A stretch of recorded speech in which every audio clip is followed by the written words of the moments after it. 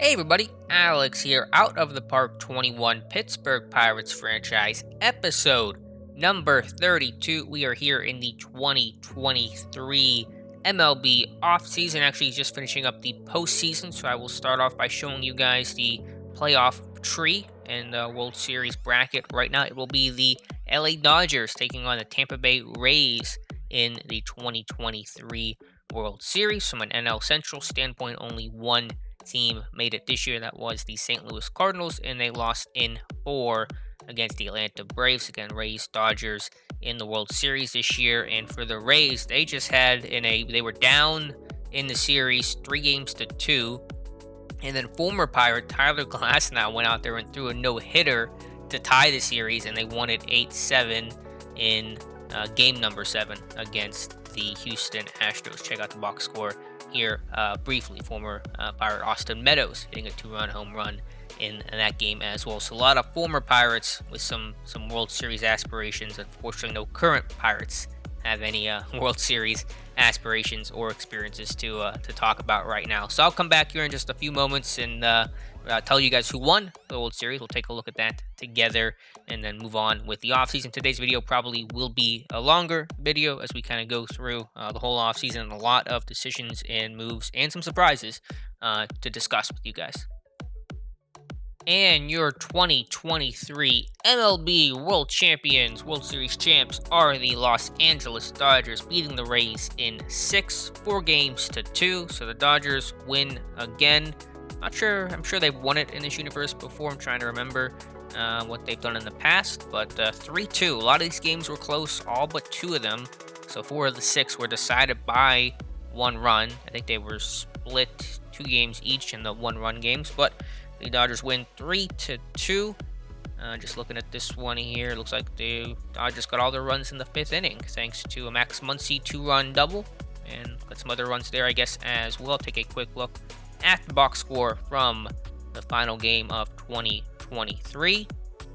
Dustin May did a pretty good job. Gonsolin did a good job as well. Some guys that we certainly have faced in the postseason before. May actually got hurt, sprained his ankle, but certainly worth the injury to get the World Series victory. Only 4 hits for the Dodgers. That was it, but they had made them count with a couple of doubles from Gonsolin and Max Muncy. So, LA Dodgers, World Series champ. Let's see if they've won other World Series or what their playoff record is in recent history.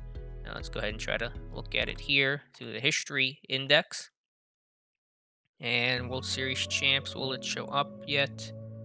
I don't think it's recognizing it quite yet, but they won it last year, so they won it this year as well. So back-to-back champs for the LA Dodgers, and they are the king of baseball right now. So the offseason just about to begin here tomorrow. Before we do that, because I'm not sure what messages and stuff may show up here, I do want to show you guys, I mentioned surprises with baseball right now. We have one that was unexpected. I'm pretty confident that I had this correct in the sense that Nick Birdy was supposed to be arbitration eligible this offseason, and I was going to probably go to arbitration with him and then trade him. But now if you look at it, he is scheduled to be a free agent at the start of the offseason, and I think that's because his service time just hit literally 6 years on the button. So plans are kind of out of whack here. We won't have control over him. I think my plan right now is to tag him with the qualifying offer of $15 million, assuming I can afford it, and then once he, either he gets signed by someone else, we get first-round picks in return, some draft compensation, or he accepts the offer, no team matches, and then we'll trade him off of that. I could sign him to an extension, and the contract he's asking for isn't unreasonable, 3 years, $28.5 million, but it doesn't really make sense to, realistically speaking, to do like a sign and trade. You see that in basketball, but not so much in baseball. So I'm not going to sign and trade him. I'm going to tag him there with a $15 million qualifying offer, assuming I'm able to do that, and we'll go from there. So Nick Birdy throwing a monkey wrench into our plans right now. All right, we are back for the start of the 2023 offseason. You can see our season score was just 405, so obviously not what we were looking for. And right off the top here, because I just came up to the window, I had offered a bunch of contracts to our coaching staff, but I don't think they accepted it in time. I did that several days ago, before the playoffs really began. But I think these guys are leaving. I'm not quite sure what's going on there. So let's go ahead and check this out a little bit further. Looks like our team payroll is about 90 million, which is, I think, higher. I think we did get a boost there, so that's good. We're gonna need every bit of payroll we can get right now. So I'm kind of doing this on the fly here with you guys. Yeah, 17 million in money for free agency. So we were at like 2.5 million prior to the start of the offseason, the updated budget. So that's good news there. Certainly, as a small market team, anything we can get will be appreciated. And with the Birdie situation, that flexibility is gonna, I think, really mean a lot here. Let's just check out some retirements. This guy was an older reliever, 29 years old, made up to AAA, never made it into the majors. And Rick Eckstein is left. I offered him a contract. Well, we'll have to kind of figure some of this stuff out. Not that he was great for us by any means, so maybe we should go in a different direction anyway. But looking at some of the personnel who's leaving right now. Some of these guys I know I didn't offer to, so maybe that's just it. I'll have to kind of go through it all, and obviously I'm not going to bore you guys with every single detail about some of this stuff, but I know I offered some of these guys contracts, and they just did not accept it in time. So here's a look at the top 10 prospects in baseball right now. Josiah Morrissey, a former first overall pick of this past draft, is now the #1 prospect in all of baseball. So that is the list. There are no Pirates, of course, on the list right now. We'll check out, though, if any Pirates did make the what Pirates are on the top 100 list. Obviously, hopefully there are some who are on there. I'm guessing that there are. We have Michael Ramos, the center fielder, 21 years old, was in the Gulf Coast League this past year, hit just 211 though, number 36. The prospect rankings can be a little inconsistent sometimes. I'm not even sure how this guy is rated that high. I mean, I guess because he's a really good, center fielder with good range and speed and has a lot of power. But number 36 he's listed here, but he actually shows up as number 43. So sometimes it seems to be a little inconsistent. Not totally sure the logic there. Ordonez is still a prospect for some reason, even though he's been in the majors the whole year, at number 85.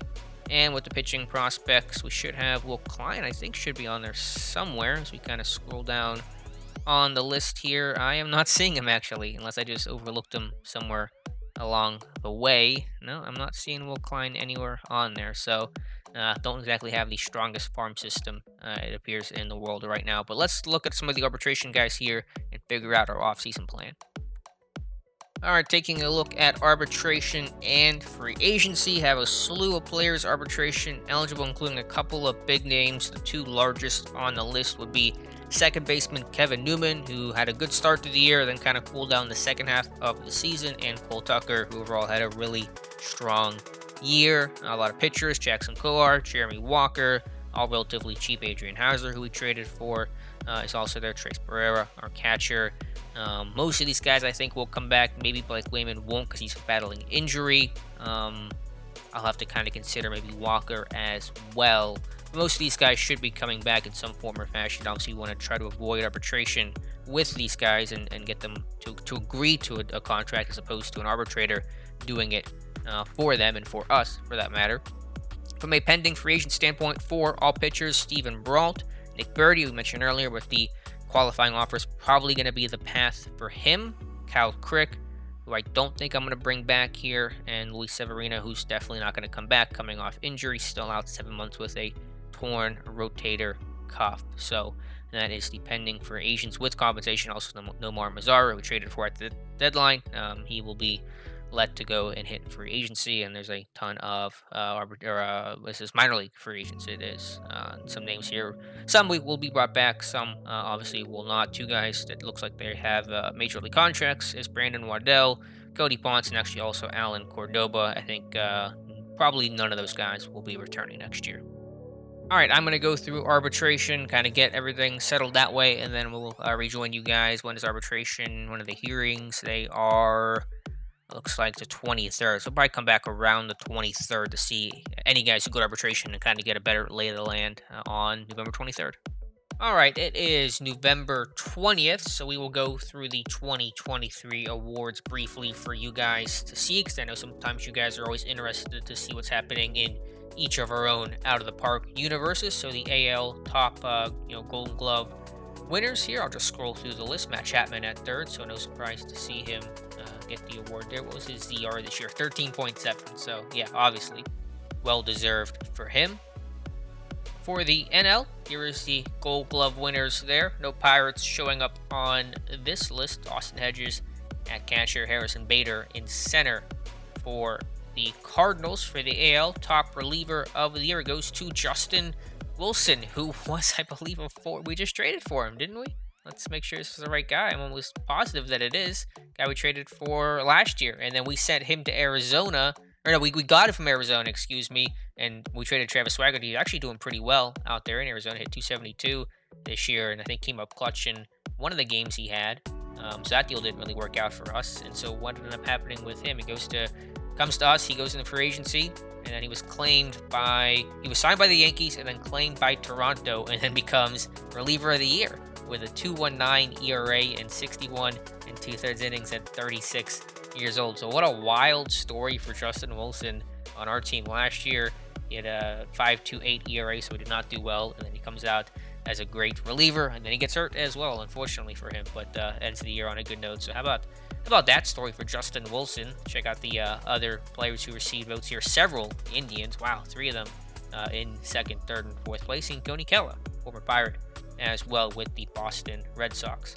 For the NL, it's Victor Arano, the NL reliever of the year for the Phillies. Quick look at his numbers: 2.01 ERA, just a 1.9, walks over 9, and a Ks over 9 of over 13. So kudos to him. Jordan Hicks in second place. See the rest here. No Pirates again on this list. Let me scroll around for the Silver Slugger Award. Start with the AL. Matt Olson at first. Jose Altuve playing second for the Stros. Vlad Jr.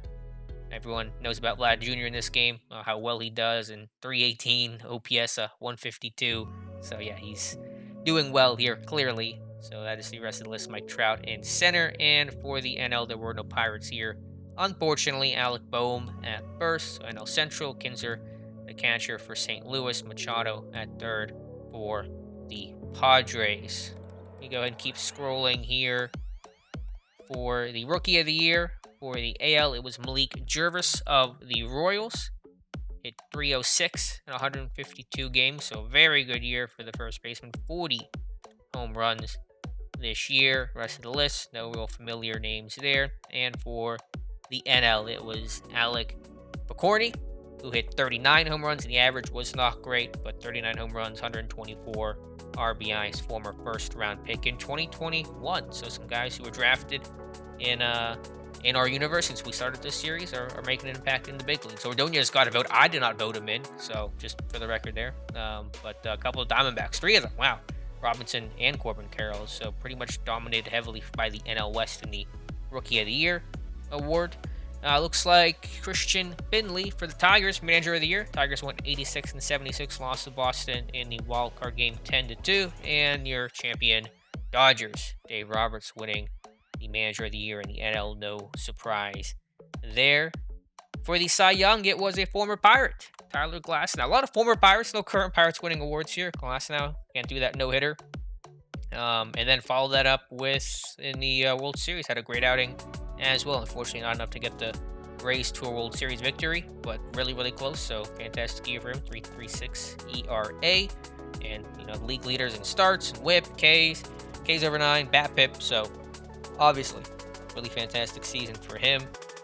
Rest of the list, you see it. And for the NL, it was Alex Reyes for St. Louis, who had a 2.65 ERA in 34 starts, avoided the injury bug despite being fragile. So great season for Reyes. Mitch Keller did get a couple of votes here. Again, I don't really do any, voting. I just kind of let the computer do its thing. But obviously, he did not come anywhere close to winning the Cy Young.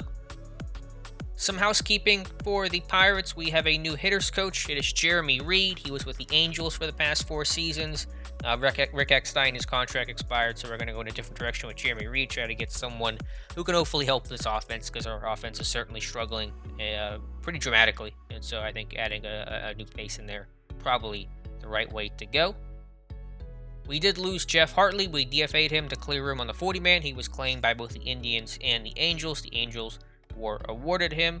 And we've really taken care of most of our arbitration eligible guys. The only guy that I'm not bringing back on arbitration is Blake Wayman, who's been injured with a torn rotator cuff for almost 2 years now. Cole Tucker coming back. That's one of the biggest names. Kevin Newman another name that's coming back, and so is Jackson Coar, Trace Barrera. So all those guys I showed earlier basically are returning, except for Wayman.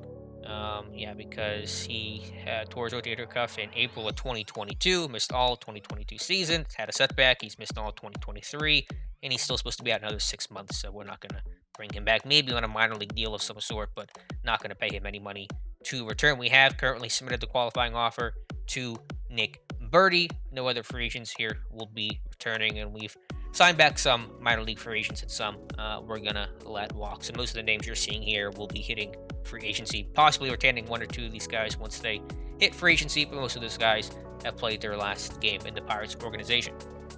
All right, we are here after salary arbitrations. We had no one go to arbitration, which is rare for us. Usually we have one or two guys that are attending hearings, but not so this year. Again, Blake Wayman withdrew the offer, and so he'll hit free agency. We did have Nick Birdie, though, officially accept his qualifying offer. We'll see what happens with him. Obviously, I'm not going to keep him at $15 million. I mean, he's going to get traded here. Hopefully I can trade him. I guess I don't know that for a fact, but considering the season he had, 0.85 ERA, still not getting any awards for reliever of the year. You think the guy would have gotten something at some point, but he's under team control right now, and we'll go from there and hopefully use him as trade bait here in the offseason once it begins. But we're real close to the start of free agency, and we'll look at some of the top free agents here right now. All right, we are here at the start of free agency. All right, we are here for the start of free agency, so let's see who the top free agents are. They are led by Victor Caratini, who is the catcher for the Rays last year. Had a really good season. Tough to find a good hitting catcher in this game, and had a 2.6 WAR, 277 average, $22 million. Probably not worth that much, but that's the current rate. Tyler Glasnow, just off the Cy Young winner, and he is now a free agent, winning, of course, a ton of money at 30 years old. Will there be a reunion with Pittsburgh? Probably not, but that's a fun storyline. Edwin Diaz as well. Some of the names you see on the list are Stephen Brault, who won at like $12 million, 13.5. I mean, the numbers are really impressive, but I'm not paying Brault that much money, as much as I love Stephen Brault, and Mazzaro and Severino. So a lot of former Pirates kind of rounding out the list here right now. International free agents, I haven't even gone through this list yet. This guy looks pretty good. Only $2.8 million. That might be someone to look at, someone you probably want to scout a little bit more, but only 21.5 years old, from Taiwan. See if there's anyone else here on this list that's interesting, worth taking a look at. It's kind of a mixed bag here in international free agency. And then there's this guy here, center fielder, that looks fairly impressive and has not won any money. So that might be someone I target here on a minor league type deal. All right, it is December 1st, and we have some huge news out of Pittsburgh. The Pittsburgh Pirates have made a massive trade, and let's break it down. The Pittsburgh Pirates have sent star reliever Nick Birdie and reliever Jeremy Walker to the Boston Red Sox in exchange for second baseman Pat Hickman. Pirates are retaining about 40% of Birdie's $15 million qualifying offer. So you see Nick Birdie now officially a member of the Boston Red Sox, former Pittsburgh Pirate. And see if we get the exact numbers. Yeah, Pirates will retain 40% of the salary. And Birdie, a really good player for us, but he was fragile. He's 30 years old, and I think really our overall off-season philosophy is really just to start rebuilding this team, because I feel like we had our window is closing, and now we got to start really retooling and getting some young talent in there. So Birdie's gone. Walker was coming off a pretty down season. The numbers overall look pretty good here, but he's cheap team control for Boston to add another bullpen arm. So we've done a lot of deals with Boston in the past. Keone Keller, as we showed you earlier, remember the Boston. Actually, no, he was traded to Washington and then found his way to Boston. But we've done deals with Boston before. And the problem was a lot of teams don't have money right now, and Boston was one of the few teams in kind of a win-now approach that had a ton of money to spend. And so that deal makes a lot of sense. But anyway, let's talk about the guy the Pirates are getting here, Pat Hickman, the second baseman. And it's a little cheeky. It kind of makes sense, kind of doesn't. The Red Sox just traded for this guy last month. You kind of look at his history here. They just traded for him on November 19th, but they were also getting a top closer. So their bullpen is now going to be awesome with this Alex Vesa guy they got from Miami, who's truly tanking and sending all their top players away to get prospects. And so they're going to have Vesa, they're going to have Nick Birdie. And so that kind of makes more sense because they're still keeping one of the big pieces of the trade. So essentially, they traded who they give up here. Jeter Downs, a second baseman who is not that good. At 264, I guess he plays a little bit better than his numbers, but not giving up a whole lot there. And Eduardo Lopez, who is a prospect that does not look that great at all. So essentially, Boston just traded two middling players in exchange for Besa, a great closer, and Birdie, a great closer. That's a big win for them, so it kind of makes more sense to still deal Hickman because, again, they are in win now type mode. But for us, he's probably going to be the heir to Kevin Newman. Newman's in arbitration, probably going to be his last year. He could be someone we could even look to trade potentially. And so he's a guy that they didn't scout too much, and that's a little bit of a concern there, but similar numbers as what OSA has. Really high avoid Ks, high contact, kind of a slap hitter type of guy, good speed, great defense overall. Was actually played in the majors with Miami this year. Made the jump from Double A in 34 games, 33 starts, hit just 211, so he's got a ways to go. But for being 23, his first stint in Major League Baseball, I think he'll probably start the year in the minors for us. But yeah, I want to get some youth there. I want to get a starting pitcher, but it's hard to trade for starting pitching these days. That what can you do? And Hickman here, a former second overall pick in 2021. So could there be other selling from the Pirates? Possibly Joe Musgrove's a guy we could look to move, but his contract I think is going to be difficult to try to trade. We'll see what happens closer to winter meetings. Really just kind of rebuilding this thing, looking for more starting pitching. In terms of free agency and guys we're going to go after, there's nothing out there. I mean, I'd probably sign a veteran starter, maybe someone I can flip at the deadline, but the options are really slim. I mean, maybe Fulton Evans, maybe 1.5, just a cheap option. Maybe he kind of just has a decent year, but as you can tell, there's a lot of maybes I'm qualifying in there. Steven Brault, he's probably going to be too expensive to re-sign. There just really is not anyone out there, and some of the decent names are either injured, like Hendricks and Maeda, or some guys who probably just want too much money, like Asani Gray. So it's going to be probably a quiet offseason for us. I was looking at outfielders as well. Click on actually right fielders here, and Castellanos, I might sign him just as, again, a cheap option in right and then flip at the deadline. That's a possibility, so I'm going to kind of sit on that for a little bit longer. Had some issues at right field, still trying to figure out the long-term direction and that team, unfortunately, but really not a lot doing. It's going to be the offseason where we're just trying to collect prospects and rebuild this thing for maybe 2025 instead of next season.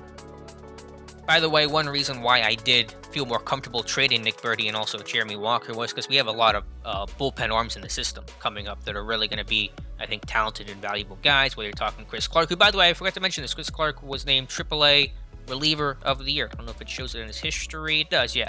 The International League Reliever of the Year. So he was awesome. Traded him for him from Minnesota. Who do we give up for him? Quinn Priester, who, by the way, had tore his UCL. So unfortunately for him, just late in the season, blew out his arm. So that's very unfortunate. How is he doing with Minnesota? He was doing well, too. So really feel for that guy for sure. But so Clark will probably come up, be with us, probably for day one. Definitely in spring training, and probably be carried over into the regular season. Bin Labib had a real resurgence. He had struggled initially, but ended the year on a really high note. ERA under 4. Got the walks under control. It was limited action here, but some of the walk numbers weren't great, and they're in a little bit better place right now. And we're seeing some of the it looks like he's decreasing, and in some sense, I guess it is, but his control had come up some, and so that's kind of the thing I was most happy about.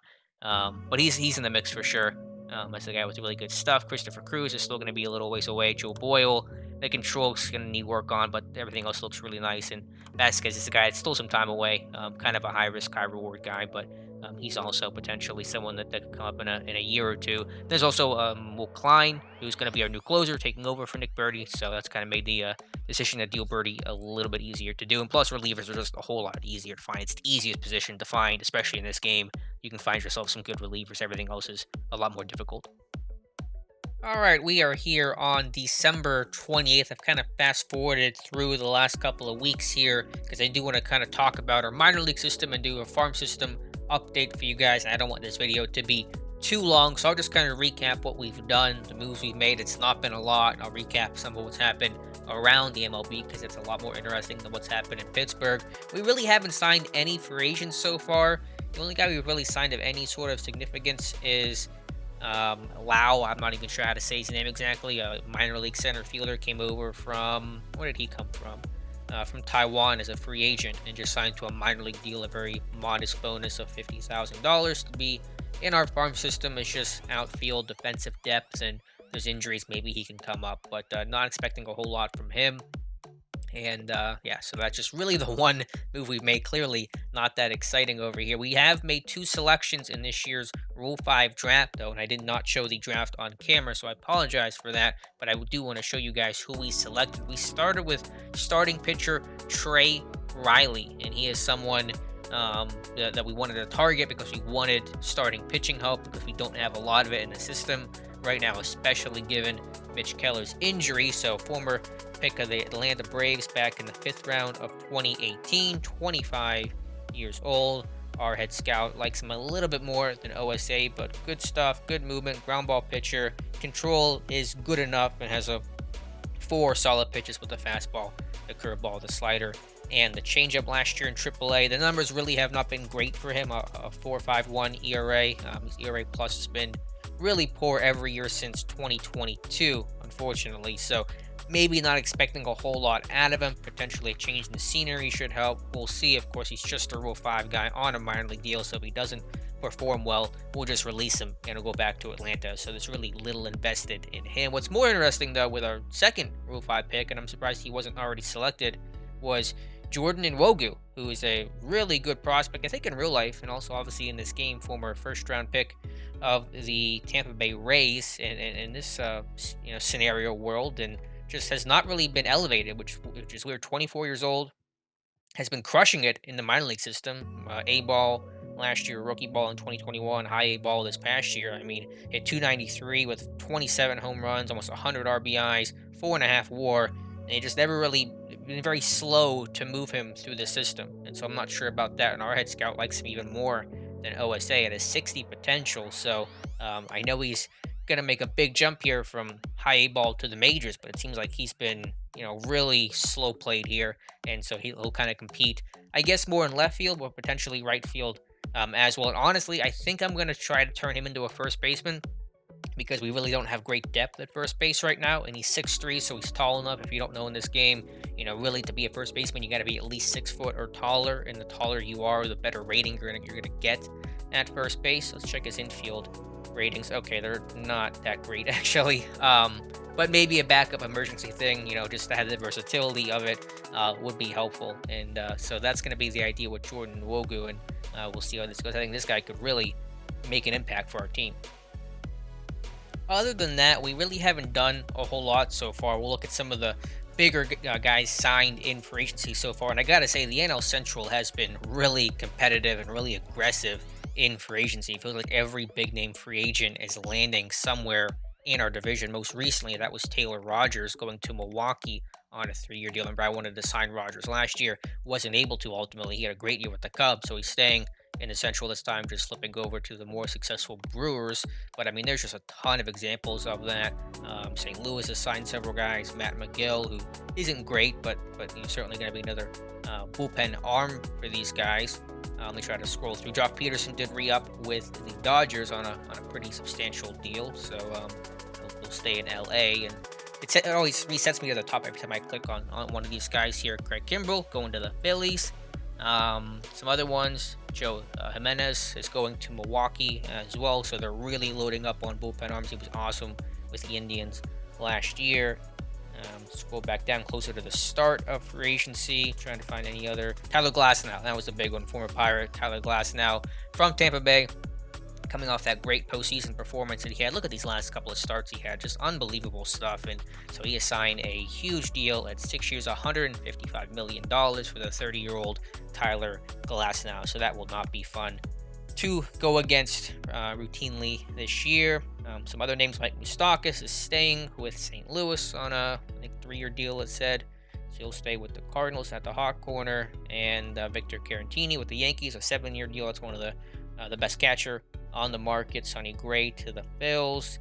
And Nomar Mazara is going to the Cubs as well. So former Pirate, briefly traded at the deadline. He is now a member of the Cubs. So again, the NL Central really loading up. We are definitely in more of a seller's mode, so I'm okay with these guys loading up because this year I'm not really aiming to be super competitive, not as competitive as I was in past years where I felt like the window was open. This year's about maybe getting some veteran guys on 1-year deals to flip them at the trade deadline, and then send off some of these veteran pieces as well and build up our farm system and try to really reset and retool. You see the team war by war gained here for the offseason. You see Milwaukee at 10, the Cubs at 8, so some NL Central teams closer to the top, and we are 29th. Only the Rays have lost more. Who have we lost so far here? Some of this I think was trades and stuff. Obviously Nick Birdie is gone.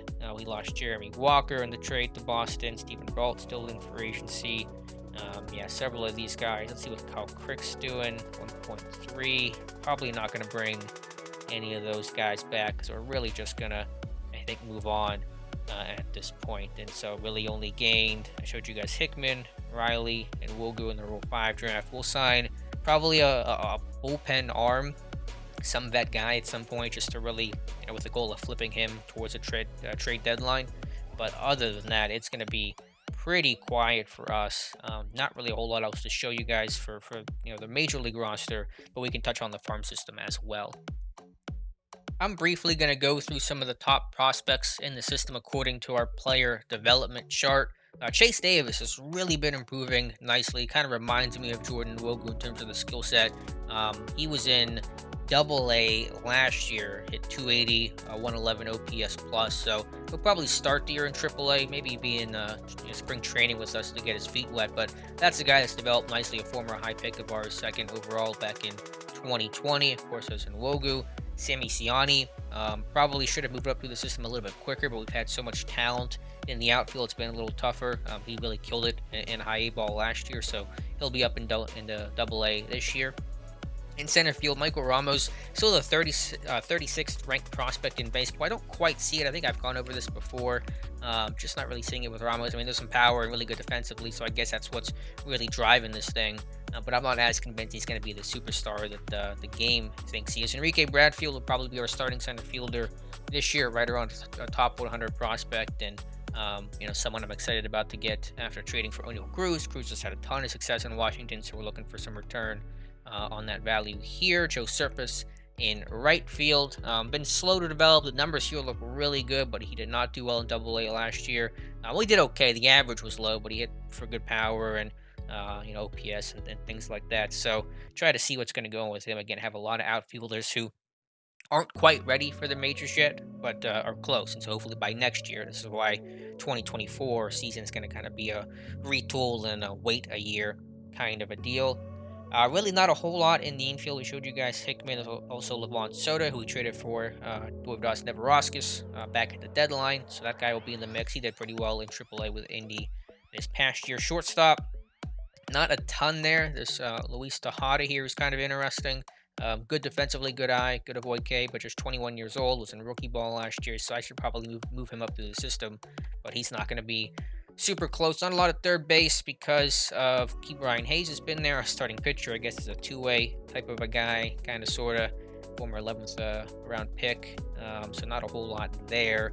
Catcher, Nate Stevens has progressed and is doing pretty well overall. Like, he's a captain, decent defensively, average, but not terrible with good eye discipline, and really had, I think, a good season in A-ball. 133 OPS plus 15 home runs, so the power really seemed to wake up for him down there in Greensboro in A-ball this past year. In terms of the pitching, a lot of relievers who are interesting. We showed you guys Will Klein. Beck Way has kind of also sprouted up here as someone with a 60 potential from our scout, and OSA says it's an 80 potential, so we'll see. He's 24, was in A-ball last year, probably someone else that should be moving up to the system a little bit quicker, but he did not do well the previous years, and then last year really got better, so he's going to be in Double-A to start this season.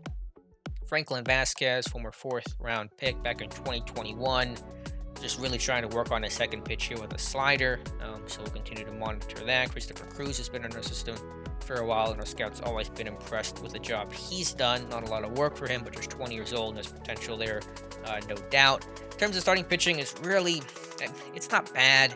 There's just really not that one ace guy you're really excited about. It's so hard to predict, starting pitching prospects. I didn't realize this. Mike Vasil is rated the 89th prospect here in baseball, so that's good to see.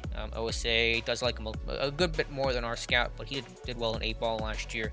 ERA of under 3, ERA plus of 115, so hopefully, he can continue to progress. Chris Portman had torn his rotator cuff. Unfortunately, he'll be out another couple of weeks. We'll see how he looks after he gets fully healed from that. Did not do too well in rookie ball last year, but just 20 years old.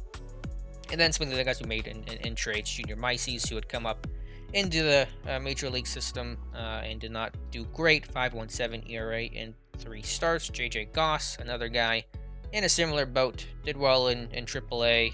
6.57 ERA in the big leagues is not great, but Mitch Keller did not have a good start to his major league career either. So hopefully, that's just the growing pains of making your major league debut.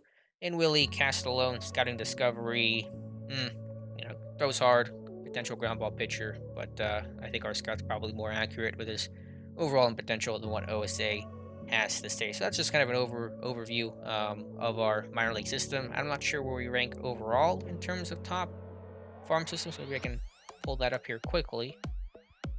Quick look at the minor league systems that just was able to find here, and we're 23rd, so we're not in a great spot with Ramos and Ordonez, who really should be losing prospect status here soon. Cardinals are last, though. They have no one. What's the points here? I'm not sure exactly how they come up with that, but 0 points at all. In terms of the best systems, it is the Mariners, far and away the best, with this great second baseman. A trade with Washington. Yeah, he's going to be really good. He came up very briefly last year, but he should be up there full-time this year, and looks like he's going to be the next big thing at second. And they have this other guy I've been trying to trade for, Jonathan Clace, but not going to be able to probably get him. Ultimately, my quest for center fielders continues, and so that is a look at the minor league systems around baseball. Alright guys, I've fast forwarded things to February 20th, 2 days before spring training begins. We do have one roster move to talk about here, my really lone attempt at making a move in free agency, and we have signed, I kind of highlighted this earlier in the video, we have signed right fielder Nick Castellanos to be kind of our, hopefully, someone we could flip at the trade deadline. Former Cincinnati Red. You see what he's done the last couple of years. Been very productive. At least had a really good 2023.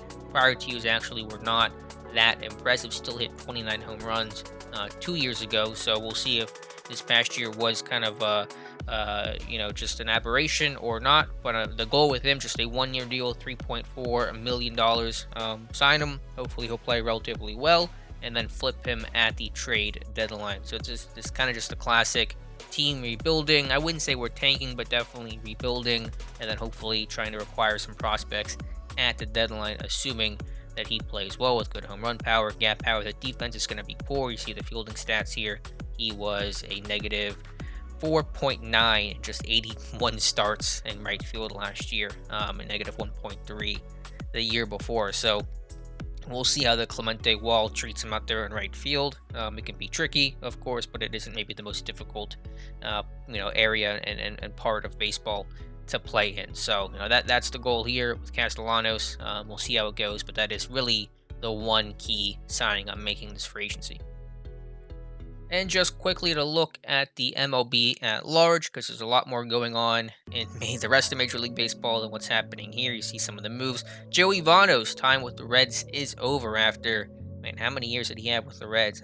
just over, 15 years with the Reds. He's now signed with Miami Marlins, 40 years old. I think one of the only active 40-year-old hitter in baseball. There's some guy in free agency, I think, was playing in the Japanese league, but Votto still going strong, a 111 OPS plus last season. So the Marlins also potentially doing a 1-year deal, and then maybe flip him at the deadline, because the Marlins have really gone into sellers mode here. Max Muncy with a pretty big deal with the Dodgers, and then just kind of scrolling down through anything super notable. A lot of 1-year deals, a lot of relievers, of course, coming off the market, as you would expect. We would talk about Keone Kela going to the Brewers again. Central's really loaded up. He has signed a 3-year deal worth a total of just about $9 million.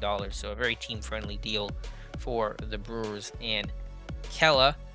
And I think that's really about it. Went through the farm system. I think we'll meet you guys next time at the start of opening day, kind of go through spring training, see who makes it in terms of the spots that are kind of open right now. There's not a lot. I mean, right field, Castellanos will be there. We'll see who the backup outfielders are, whether that's Lolo Sanchez, Brennan Davis, Jimmy Glowenke, Nick Decker. A lot of options there, but definitely some uncertainty as well. The backup first baseman, could Jordan Nwogu learn how to play first base? Tyler Frank is there. He did really well for us last year. In terms of the pitching, the bullpen is relatively settled right now. There isn't a whole lot to talk about. Chris Clark's in AAA right now, but he'll be part of spring training, and we'll see what he can do. In terms of the starting rotation, we have Trey Riley. In the minors currently is JJ Goss and Junior Micey, so we'll see if those guys compete. They'll certainly be in spring training with us as well. So that is going to, I think, wrap it up for today's video. We'll come back next time for opening day and recap what happened in spring training. Let me know your thoughts in the comments below. Thank you guys so much for watching, and we'll talk to you soon.